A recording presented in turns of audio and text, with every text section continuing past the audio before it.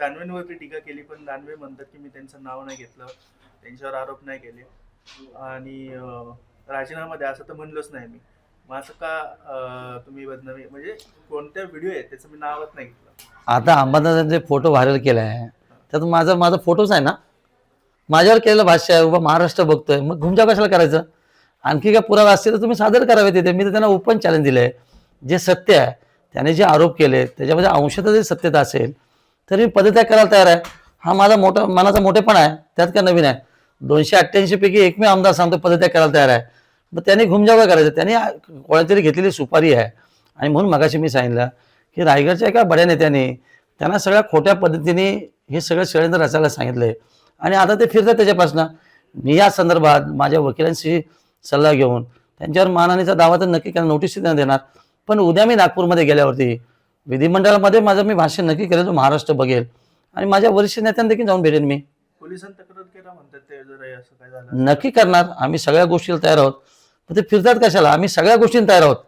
अंबादास दानवेच्या प्रत्येक गोष्टीला मी उत्तर देण्यास सक्षम आहे, थोडी माझी ताकद नक्कीच आहे. बरं, मग उद्या काय कायदेशीर कारवाई किंवा नेत्यांना भेटणार, वरिष्ठांना भेटणार, कसं करणार? अजित पवारांना भेटणार?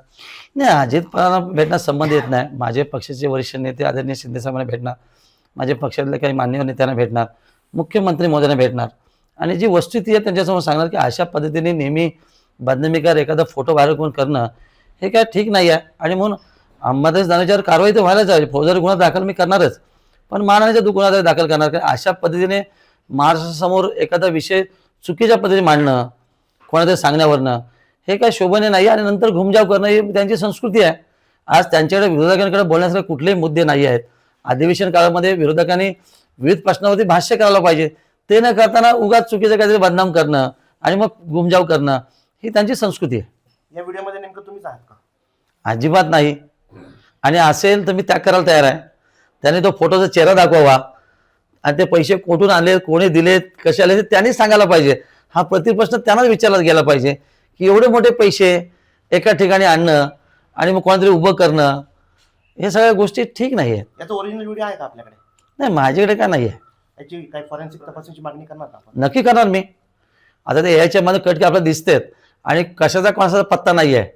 हे सगळं कॅश कुठं दाखवतात, ते कोण उभा केलेला चेहरा दाखवत नाहीत. दाखवा ना तुम्ही, तुमच्यात हिंमत असेल तर जे कोण आहे त्यांचा चेहरा समोर दाखवला पाहिजे. तुम्ही आरोप करताना चेहरे समोर ठेवला पाहिजेत ना.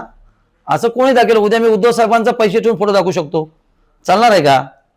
नेमकं अधिवेशनादरम्यान असा आरोप होतोय, यावर काय बोलणार आपण? त्या अधिवेशन काळामध्ये असे चर्चा होती. याचा अर्थ विरोधकांकडे कुठलेही मुद्दे नाही आहेत.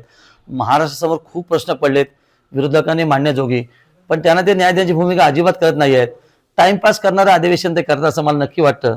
म्हणून त्यांना गांभीर्याने न घेणं हेच आत्ताचं म्हणणं माझं परिपूर्ण आहे.